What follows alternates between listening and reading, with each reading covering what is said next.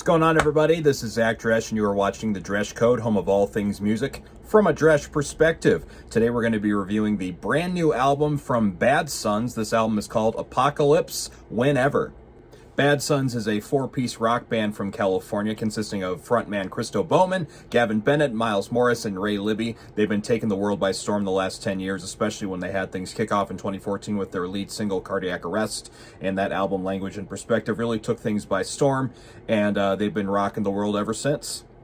Their latest record is very synth pop and 80s direction heavy, lots of synth stuff. They kind of referred to this album as a movie soundtrack without a movie, and I actually think that makes a lot of sense because this has a big John Hughes feel to it, and every track is a certified pop banger.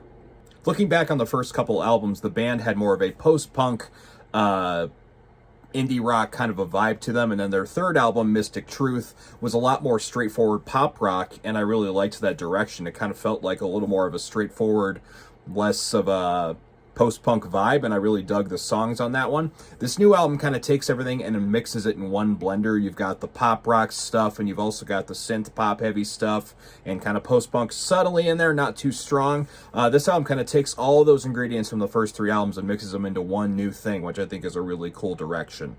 We got our first taste of the album back in 2020 with Baby Blue Shades, which is a fantastic track. Got a cool little frenetic kind of guitar part at the beginning of the song, and it's just got this great pop hook to it, just made for top 40 radio, and it's a definite highlight for me. And other singles that were released beforehand were Heaven Is a Place in My Head, which is probably my favorite track on the album. It's just such a bop. It's got the catchiest, fastest synth pop hook, and that's just made for radio. This whole album is made for radio, and it should be, because these guys are the real deal. In addition to Heaven Is a Place in My Head, some of my other favorite tracks on this album include Summer Lightning, with just that beautiful piano build up to the main hook of the song. Is such a great choice for a single. Really should be a lead single, at least I should say. Another track that I'm a big fan of is When the World Was Mine. That was another single that was released. They released about 6 singles before this album came out, and there's 13 tracks on the album, so it honestly didn't feel like it was too bad. And plus, it took enough time in between the album rollout that it made sense for such a large amount of singles to be split up, but I think it really works in the long run. When the World Was Mine is a more chill, kind of relaxed pop song. The chorus is about kicking it with you and all this stuff. I just like the vibe to it. It just seems like Christo's being this real chill cavalier, like, hey, want to hang out? That's the vibe I got. I don't know. It's different, but it's an awesome track. Other tracks that I really liked on this album are Peachy. The dream pop vibe of the whole song is just fantastic. That was the song that I knew I was in for a good experience when I was listening to this album right off the bat last week. It was so good. Another single, Life Was Easier When I Only Cared About Me. Another fast-paced, fun synth pop jingle. All these songs should be hits, just straightforward. It's such a good pop album. Bad Sons are never capable of writing a bad song, in my opinion.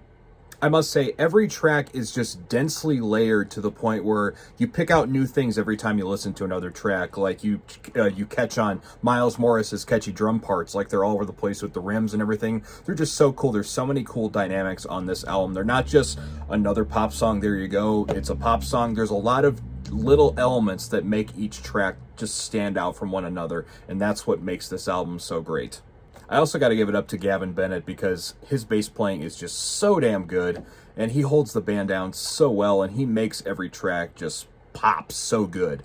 And Christo and Ray's guitar playing, they just mix each other so well. They blend, and they just make everything sound so succinct and concise, and it just makes every song that much better. And the synth lines and piano stuff they added to this album, oh man, it just sounds so good.